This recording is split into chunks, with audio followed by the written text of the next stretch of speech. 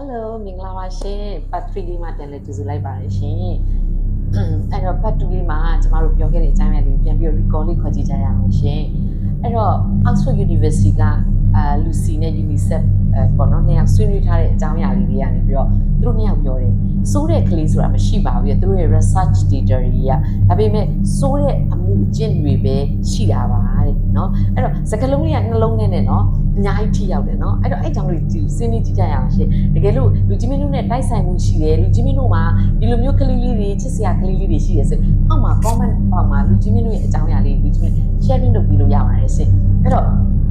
အဲ့လိုမျိုးရှိတဲ့ကလေးလေးတွေကိုကျမတို့ကအပြုသဘောဆောင်တဲ့စီကံထိန်းချောင်းပုံနဲ့အသုံးပြုရပါမယ်တဲ့ဟုတ်တယ်ရှင်ခါခါကျရင်ကျမတို့ကလည်း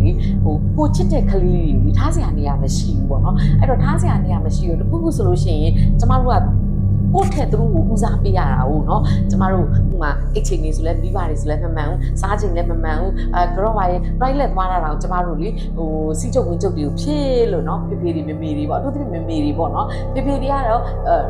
cover လုပ်ပါတယ်ဒါပေမဲ့မေမေတွေတော့ cover မလုပ်နိုင်ဘူးပေါ့နော်အဲ့တော့မေမေတွေခမမှာထမင်းစားရင်တော့လေအပြေအလွှာငါပြီးတဲ့တခါဒီကလေးမှဒီကလေးဟိုကိစ္စဒီကိစ္စဖုန်းဆက်ရင်လည်းမကင်နိုင်ဘူးအရေးမကြီးဘူးအဲ့ကိစ္စတွေကကိုကလေးရတာလေကိုအတွက်ကဘာတစ်ခု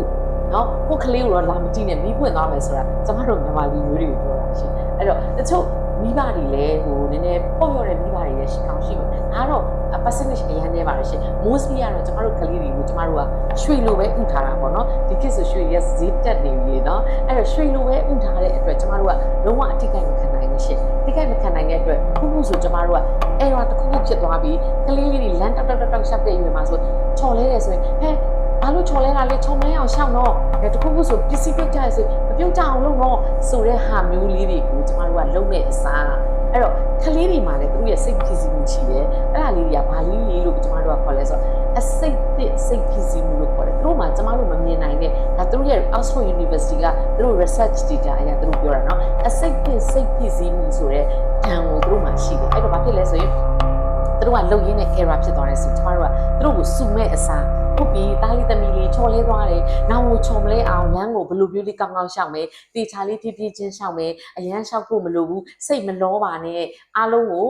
slow and steady ဖြစ်ဖို့သူတို့ smart work ဖြစ်ဖို့အတွက်ကျမတို့က guideline ပေးရပါတယ်ဒါမျိုးလုပ်ပေးတယ်ပြီးတော့ဖန်ခွက်တွေပါတခုကြကွဲသွားတယ်ဆိုလဲကွဲတာကိုကျမတို့ action ယူပဲနဲ့ရတဲ့ကိစ္စမရှိဘူးကွဲသွားတာပြန်ပြင်လို့ရတယ် lesson learn အနေနဲ့နောက်ဒီလိုမဖြစ်အောင် do's and don't တွေဘယ်လိုလုပ်ရမယ်လို့ကျမတို့ကကလေးတွေကို guideline ပေးခြင်းအပြင်လဲကလေးတွေရဲ့ဘဝကိုကျမတို့ကထိန်းချောင်းပုံကိုအပြုသဘောဆောင်တဲ့